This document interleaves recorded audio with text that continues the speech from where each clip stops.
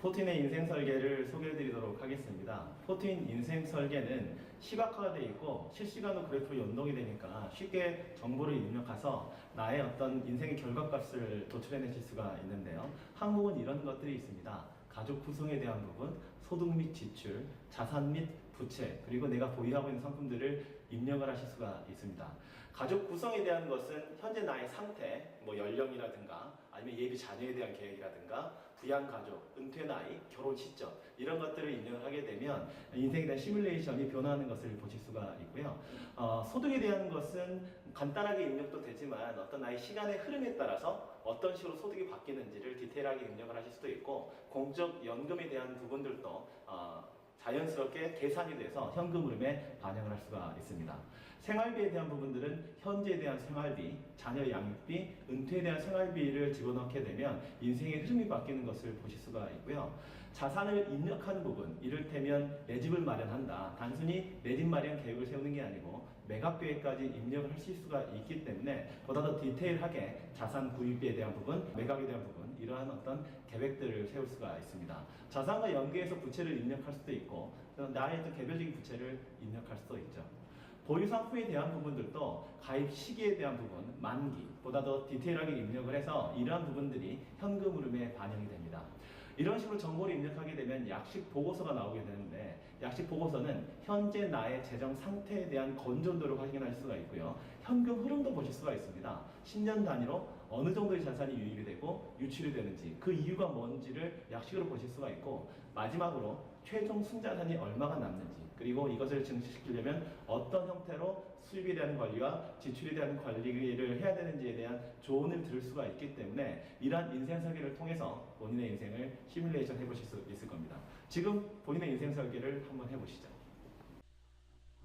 자, 마이 인생 설계에서 이번에는 스스로 하는 인생 설계 및 자산 관리를 할 수 있는 포트윈 셀프 프로그램을 한번 들어가 보겠습니다. 자, 이렇게 되면 이제 나의 인생 나의 설계라는 이제 화면이 나오게 되는데요. 자, 시작하기를 눌러서 시작을 해보도록 하겠습니다. 마찬가지로 이제 가족 설정을 할 수가 있죠. 자, 직관적이니까 마찬가지로 클릭하면서 넘어가 보도록 하겠습니다. 남성 기혼이고요.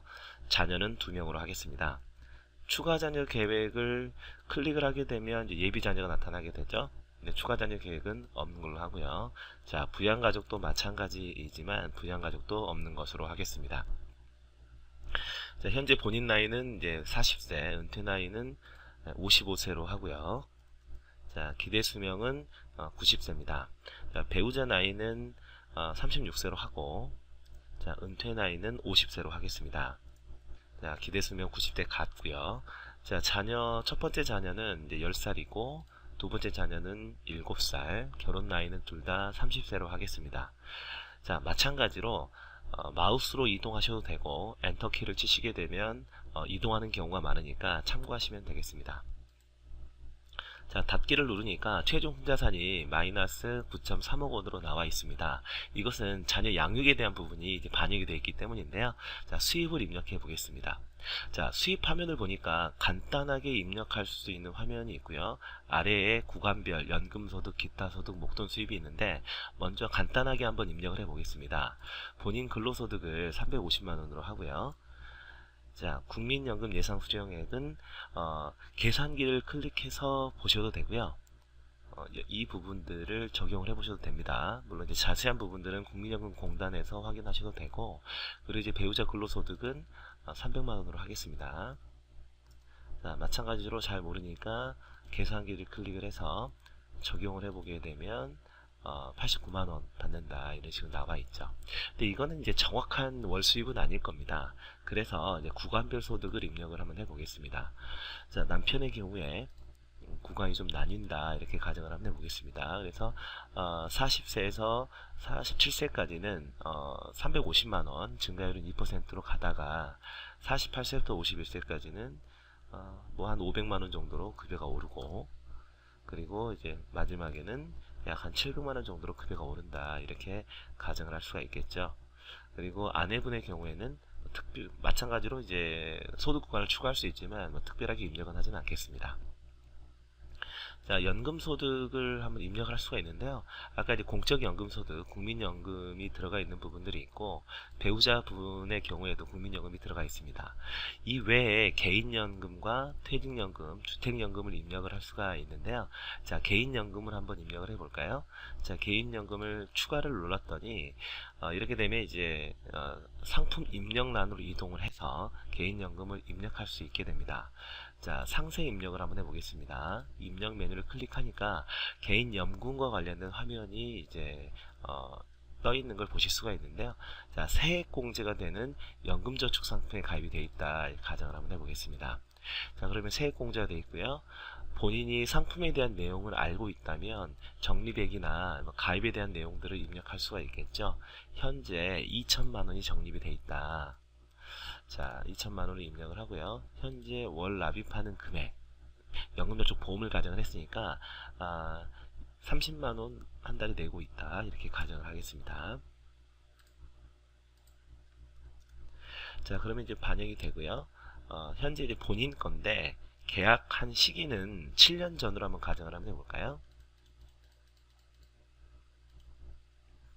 자, 그리고 적립 비율은 이제 보험 상품이기 때문에 이제 사업비가 나가는 부분이 있으니까 이 비율을 이제 바꿀 수도 있습니다. 자, 그리고 납입 기간은 20년으로 하겠습니다. 그리고 이제 연금 수령은 60세부터 연금 수령을 할 거다. 예상 수익률은 변경할 수 있는데 잘 모르시는 분은 그대로 이제 수치를 놔두면 되겠습니다. 연금 수령 기간은 20년으로 하겠습니다. 자, 확인을 누르고요. 자, 그러니까 이제 반영이 됐죠. 자, 화면을 닫아주게 되면 여기에 이제 개인연금이 추가가 되어 있는 것을 확인하실 수가 있습니다. 자, 그리고요. 퇴직연금도 설정을 하실 수가 있습니다. 퇴직연금을 설정하실 수가 있는데, 자, 현재는 이제 미설정 상태죠. 그래서 본인의 퇴직연금을 한번 입력을 한번 해보겠습니다. 마찬가지로 퇴직연금 유형을 설정을 하는데요. 클릭해서 따라오면 됩니다. 자, 뭐 여러 가지가 있습니다. 그런데 DC형, DB형, 혼합형이 있는데요. 뭐 IRP도 있고요. 그런데 DB형으로 가정을 한번 해보겠습니다. 그러니까 연금 수령 나이 60세로 두고요. 연금 수령 기간 10년, 그리고 입사년도는 30살에 입사를 했다고 가정을 한번 해볼까요? 자, 30살에 입사를 했고 중간정산은 뭐 하진 않았다, 뭐 이런 식으로 가정을 한번 해보겠습니다. 그리고 아내분도 마찬가지로 확정급여형이다. 동일한 연금 수령 나이도 60세, 수령기간도 10년 동일하고 연금 지급 이자율은 2.5%, 입사 연도는 뭐 28세에 입사를 했다고 가정을 한번 해보겠습니다. 자, 연도가 나오는데 왼쪽에 나이가 나오죠. 자, 이렇게 입력을 한 다음에 다음을 이제 눌러주게 되면 현재 연금에 대한 평가액이 나오게 되죠.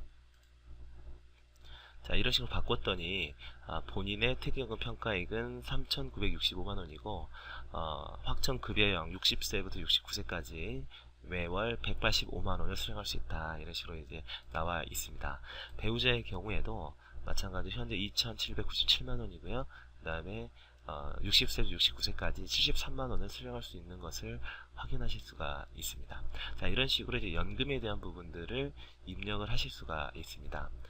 자, 그런데 이 상황에서 오른쪽에 차트가 그려있는 어떤 그 아이콘이 있죠. 이것을 누르게 되면 현재 연금과 관련된 부분들을 정리한 이런 그래프를 보실 수가 있는데요.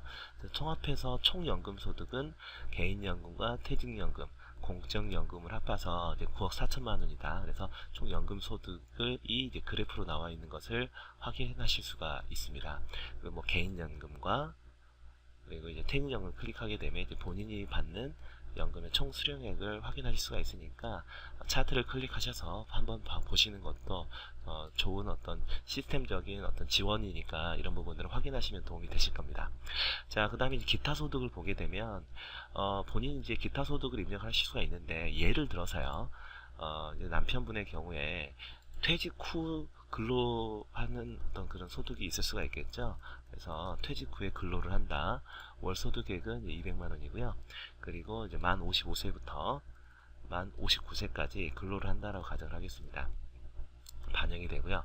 마찬가지로 위의 그래프들은 지속적으로 반영이 되고 있습니다. 아내분도 입력할 수 있지만 특별하게 이런 부분들은 넣지 않겠습니다. 그리고 이제 보통 수입에 대한 부분들을 보게 되면 이제 왼쪽에 항목들이 있죠. 뭐 유산상속, 국민연금, 일시금, 뭐 퇴직금 이런 부분들이 있는데 유산상속이 된다 이렇게 가정하겠습니다. 본인이 한 뭐 60세 시점에 1억 원 정도의 유산을 이제 받게 된다 이렇게 가정을 하게 되면 마찬가지로 그래프에 반영이 될 겁니다. 뭐 여기에 항목이 없게 되면 기타 목돈 수입 추가를 클릭을 하게 되면 항목을 입력할 수 있습니다. 뭐 이것만 따로 입력은 하지 않겠습니다. 자, 그리고 이제 지출에 대한 부분들을 입력을 해 볼 수가 있습니다. 월 생활비를 직관적으로 입력할 수도 있고요. 왼쪽에 나와 있는 아이콘을 클릭을 해서 보다 구체적으로 입력하실 수도 있습니다. 항목들이 나와 있죠. 조금 더 이제 상세하게 입력할 수도 있고요. 근데 쉽게 그냥 간단하게 입력을 해보겠습니다. 자녀 양육비를 제외한 현재 월 생활비가 250만원이다 이렇게 가정하겠습니다. 그랬더니 최종 손자산이 급격하게 좀 떨어져 있는 부분들을 보실 수가 있고요. 은퇴 후 월 생활비도 200만원 이제 쓸 계획이다 이렇게 이제 가정을 하니까 최종 손자산이 이제 플러스 11억 4천만원으로 변경이 됐습니다. 자녀 양육에 대한 부분들은 이제 디폴트 값으로 이제 세팅이 되어 있습니다. 여기에 대한 부분들은 이제 현재 상황에서 이제 통계청에서 이제 제시한 일반적인 부분들로 입력이 되어 있는데요. 자녀 첫 번째 자녀와 둘째 자녀가 다 반영이 되어 있습니다. 그런데 만약에 사교육을 시킨다, 그럼 이제 고급을 눌러주시게 되면 차트가 바뀝니다. 이제 고급의 경우에는 이제 일반적인 부분에 이제 2배를 적용하게 되는데요. 이렇게 되게 되면 실제적으로 그래프가 크게 바뀌는 부분들을 확인하실 수가 있죠. 그래서 이런 어떤 그래프들을 직관적으로 보면서 내가 그냥 일반적인 어떤 교육을 시켜야 될지 아니면 조금 무리를 하더라도 사교육을 시키는 게 좋을지 체크를 해 보실 수가 있고요. 유학의 경우에는 미국과 캐나다, 호주 뭐 이런 식으로 나눠 놨으니까 관심 있으신 분들은 클릭을 해 보시고 현금 흐름이 어떻게 반영되는지 보시면 좋을 것 같습니다. 자, 그리고 이 기타 지출에 대한 부분들을 보면 내가 이 외에 기타로 지출하는 금액이 어떤 게 있느냐 이런 걸 입력을 하면 되는데요. 예를 들어서 간병비가 지출이 될 수가 있겠죠. 그래서 간병비가 매달 100만원씩 지출이 된다. 이제 뭐 81세부터 85세까지 지출이 된다 이런 식으로 가정을 하면 마찬가지로 현금 흐름이 반영이 되는 것을 확인하실 수가 있습니다. 목돈 지출에 대한 부분들을 볼까요? 왼쪽 항목에는 해외여행, 자녀 결혼 이런 부분들이 설정이 되어 있죠. 그래서 뭐 예를 들어서 45세에 2천만원을 들여서 해외여행을 갈 계획이다 이런 식으로 설정을 하실 수가 있고요. 자녀 결혼자금으로는 한 1억원씩은 내가 지원할 계획이다 이런 식으로 이제 생각을 해볼 수가 있겠죠. 그래프가 바뀌는 것을 확인하실 수가 있습니다. 자, 이 외에도 기타 목돈 지출을 할 계획이 있으시면 클릭을 하시면 되겠죠. 예를 들어서 뭐 동생이 뭐 결혼을 하는데 동생에게 결혼 자금을 지원할 계획이다 뭐 이런 식으로 입력해 줄 수가 있겠죠. 내년에 결혼할 계획인데 그래도 1,000만원 정도 내가 주고 싶다 이런 식으로 지출을 하시면 되겠습니다. 자, 이런 형태로 입력을 하게 되니까 현재 자산과 부채는 입력하지 않았는데 현재 최종 순자산은 6억 7천만원입니다.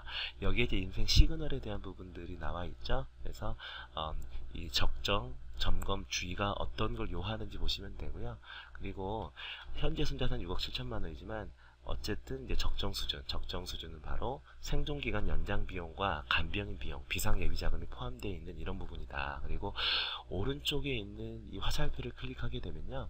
현재 현금 흐름이 어떤 식으로 바뀌는지, 그러니까 수입이 어떤 식으로 나오고 있고 지출이 어떤 식으로 나오는지, 수입을 플러스하고 지출을 마이너스해서 플러스된 부분들이 그래프에 반영이 되겠죠. 그리고 실제적으로 이제 유산 상속에 대한 부분들, 결혼자금 지출에 대한 부분들이 반영이 되어 있습니다. 한 번 더 클릭을 하시게 되면 이제 조금 전에 보았던 연금 수령에 대한 부분들이 나오니까 그런 부분들을 보시면 되겠습니다. 자, 그러면 두 번째로 자산과 부채에 대해서 한번 입력을 해볼까요?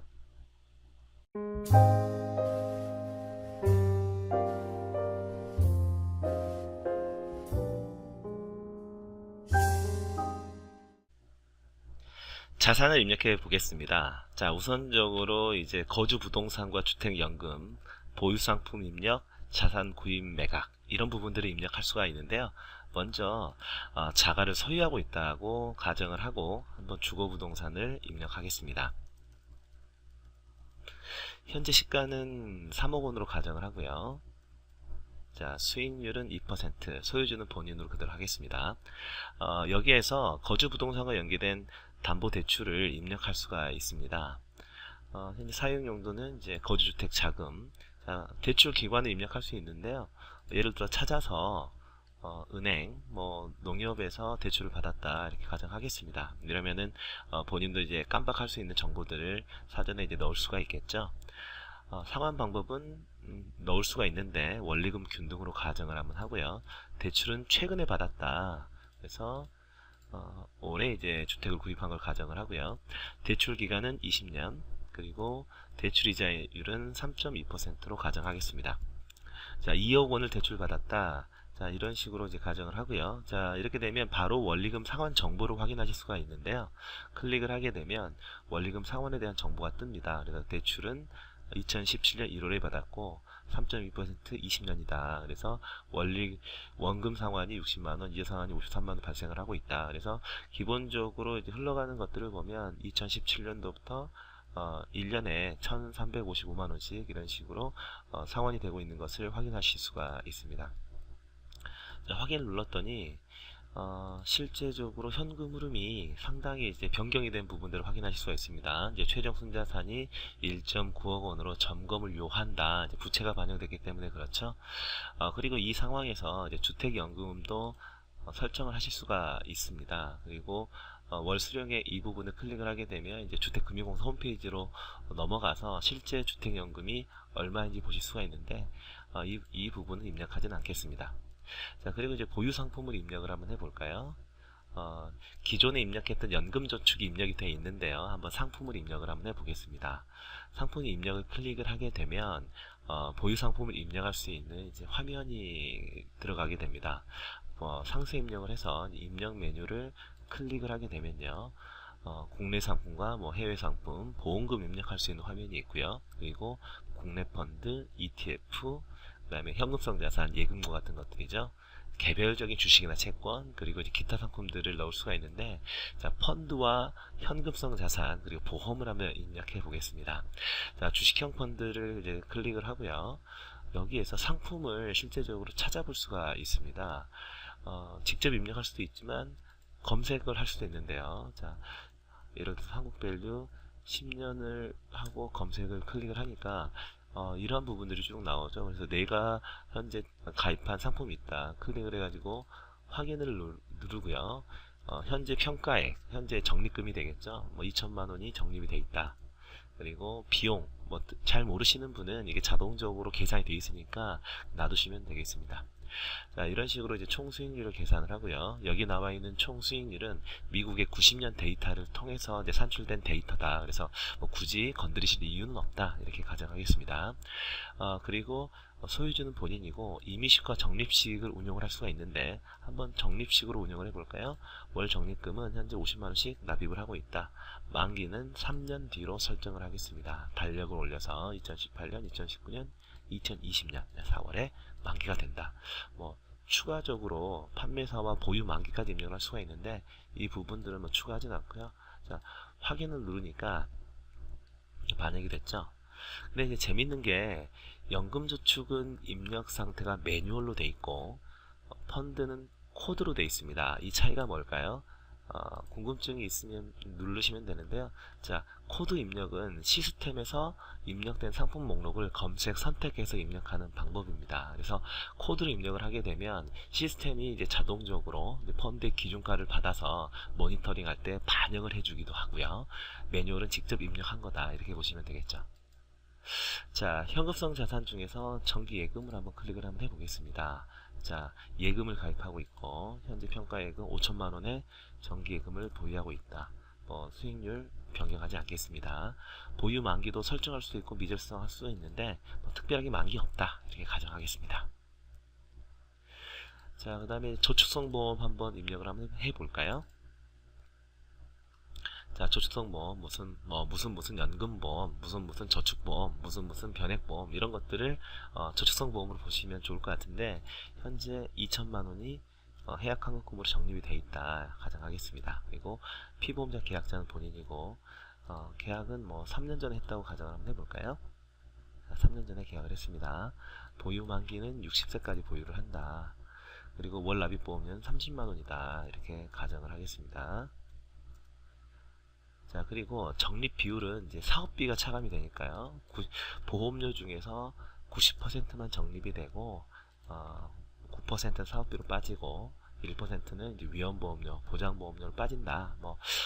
어려우신 분들은 적립 비율을 한 90 정도만 하시면 어떨까 싶습니다. 자, 확인을 눌러주니까 반영이 되어 있고요. 마지막으로 이제 보장성 보험을 하나 넣어 보겠습니다. 종신보험을 가입해 있다. 이렇게 가정을 한번 해보겠습니다. 현재 평가액은 의미 없으니까 그냥 특별하게 없다라고 놔두고요. 종신보험이다. 그리고 피보험자 계약자는 본인이다. 그래서 1억 원의 사망보장금이 있고 현재 20만 원의 보험료가 나간다. 계약일은 올해 가입한 걸 가정을 한번 해보겠습니다. 올해 1월에 가입을 했다. 납입기간은 20년입니다. 자, 이렇게 확인을 누른 다음에요. 종신보험, 보장보험금을 입력을 할 수가 있습니다. 근데 현재 보험에 몇 개 가입이 되어 있었죠. 종신보험에 가입이 되어 있고, 저축성보험, 변액 유니버셜 보험, 그래서 사망보장이 됐든 여러가지 지혜장애 이런 것도 입력하실 수가 있는데, 나머지 어떤 진단금이나 재해장애 이런 보험금은 일어날 수도 있고 일어나지 않을 수도 있기 때문에 현금 흐름에 반영이 되지 않지만, 사망과 관련된 부분들은 사람이라면 누구나 일어나게 되는 거죠. 그래서 사망보장을 1억 원 넣게 되면 이 부분은 이제 현금 흐름, 최종적인 현금 흐름에 반영이 된다. 이렇게 보시면 좋을 것 같습니다. 마찬가지로 배우자, 자녀 이런 부분들을 입력을 했다라고 하면 보실 수가 있고요. 혹시 입력이 어려우신 분은 담당 상담사와 문의하셔서 입력을 하시면 좋겠습니다. 자, 이렇게 입력을 했더니 보니까 현금 흐름이 이제 어느 정도 반영이 돼 있는 이런 부분들을 보실 수가 있죠. 자, 그런 다음에 자산 구입과 매각에 대한 부분들을 반영을 한번 하겠습니다.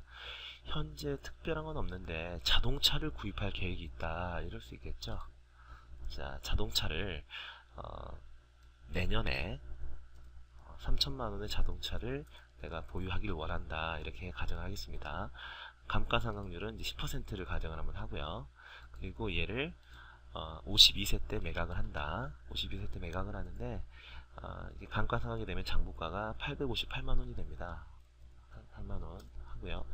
그리고 이 시점에 다시 자동차를 산다고 가정해 볼 수가 있겠죠. 52세 시점에 5천만 원짜리 자동차를 산다, 이렇게 가정을 할 수가 있겠죠.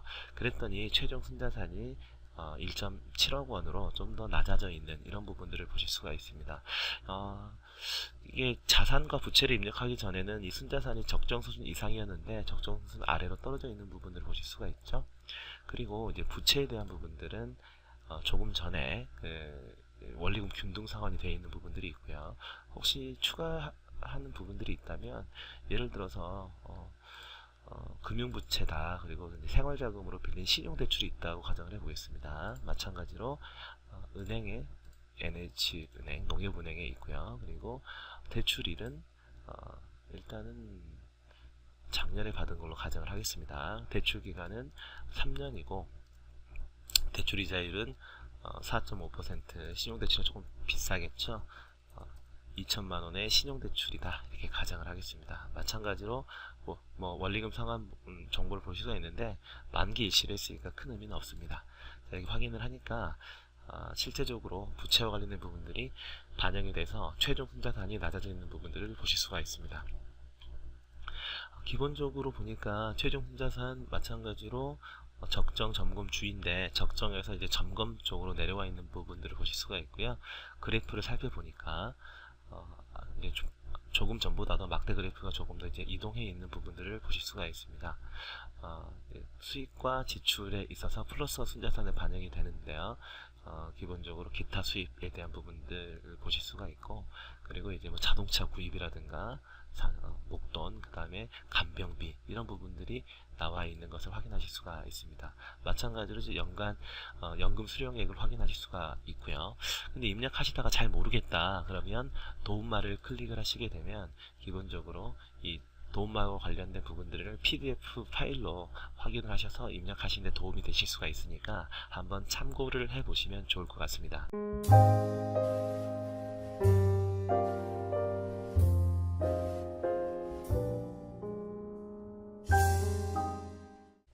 포트인 셀프에서 제공하는 리포트를 한번 살펴볼까요? 자세한 리포트는 대시보드 상에서 확인하실 수가 있는데요. 우리가 직관적인 간단한 리포트를 셀프 화면에서 바로 확인하실 수가 있습니다. 현재 매월 44만원의 여유자금이 발생하고 있죠. 65만원의 세후 총소득이 있고 그리고 606만원을 지출하고 있습니다. 총 자산은 4억 7,762만원인데요. 부채를 뺀 총 순자산은 2억 5,942만원이고 부채는 약 2억 2천만원인 것을 확인하실 수가 있습니다. 부채 비율과 금융자산 비율은 각각 46%, 23% 기준보다 이제 못하거나 아니면 초과하면서 점검을 요하고요. 지출 비율의 경우에는 기준이 80% 이하인데 93%나 돼서 주의를 요한다 이렇게 돼 있습니다. 여기에 나와 있는 계산과 기준은 계산을 클릭을 해서 보게 되면 재무 비율과 수입 지출이 어떤 식으로 계산됐는지 보시면 되고요. 기준선은 FP협회가 제공하는 한국형 가계 재무 비율을 참고했다 이렇게 보시면 좋을 것 같습니다. 자, 현재 현금 흐름을 살펴보겠습니다. 자산에 대한 그래프가 나와 있는데요. 10년 단위별로 쪼개보니까 40세에서 50세는 플러스 2.9억 원이 늘었고요. 50세에서 60세는 플러스 1.7억 원, 그리고 60세, 70세 사이에는 이제 크게 자산이 감소하고 있는 것을 확인하실 수가 있는데요. 얼굴에 이제 마우스 커서를 올리게 되면 왜 그러는지 이유를 보실 수가 있습니다. 20년에서 30년 구간, 즉 61세에서 70세 사이에 순자산이 2억 7천만 원이 감소했는데 감소 원인은 목돈 지출이었죠. 결혼 자금이 이제 1억 원이 지출이 되고 소득 대비 생활비 자체에 차이가 있다 보니까 이런 일이 벌어졌습니다. 클릭을 하게 되면 그 현금 흐름을 직관적으로 좀 보실 수가 있는데요. 순자산이 2억 7천만 원 감소했는데 수입과 생활비에 대한 부분, 지출에 대한 부분들이 있다. 각각의 상황에 어떤 기간을 누르게 되면 각각의 기간에 수입과 지출에 대한 부분을 확인하실 수가 있고요. 상세를 클릭하시게 되면 항목별 내용들까지 보실 수가 있으니까 참고하시면 좋을 것 같습니다. 자, 마지막으로 진단을 해보겠습니다. 현재 상태는 최종 순자산은 플러스 1.3억 원이지만 여유자금이 좀 부족하다 이렇게 돼 있죠. 즉 수입과 지출에 대한 부분들, 재무계획은 모두 이루어질 수 있지만 흑자 규모가 크지 않아서 불확실한 미래, 즉 간병이 벌어진다라거나 아니면 비상 사태가 벌어졌을 땐 문제가 될 수도 있다. 따라서 두 가지 방향에서 여유자금 확보 방안을 검토해 볼 수가 있다. 즉 지출을 줄이거나 은퇴 나이를 연장해서 여유자금을 확보할 수도 있고 아니면 주택을 활용하면 된다. 즉 주택을 담보로 대출을 받아서 쓰거나 아니면 이제 연금을 받거나 이런 부분들을 활용할 수가 있겠죠. 하지만 이제 연금 소득 자체는 상당히 좋습니다. 노후 생활 안정성이 뛰어나다, 적정이 돼 있죠. 즉 은퇴 후 생활비 대기 연금 소득률 자체가 기본적으로 기준 비율은 60% 이상이지만 100%가 넘어가면서 상당히 안정적이다. 그리고 상속 재산에 대한 부분들은 설계 종료 시점에 이제 집이 남아 있을 거니까 기본적으로 4억 3천만 원이 상속이 된다 이렇게 보시면 좋을 것 같습니다. 그래서 점검사항을 클릭하게 되면요, 현재 상태에서 지출을 축소하거나 아니면 수입을 확대하는 방안을 검토해라 이렇게 이제 제시를 하고 있는데요. 즉 지출을 줄이거나 아니면 양육비를 줄이거나 결혼 자금을 좀 줄이는 게 어떻겠느냐, 그리고 은퇴 나이나 소득에 대한 부분을 연장하는 게 어떻겠느냐, 이런 것들을 근거를 해서 앞으로 리포트상으로 달려가서 본인 상황에 대한 변수들을 다르게 한다면 기본적인 이런 그래프들을 통해서 간단한 인생 설계를 통한 본인의 현금 흐름을 확인하실 수 있을 겁니다. 자, 셀프 프로그램 어떻습니까? 간단하게 입력을 하지만 실제 본인의 현금 흐름을 직관적으로 볼 수 있고 리포트도 확인하실 수가 있죠. 이런 부분들을 반드시 입력해 보셔서 본인의 인생 설계를 하시는데 도움이 되셨으면 좋겠습니다.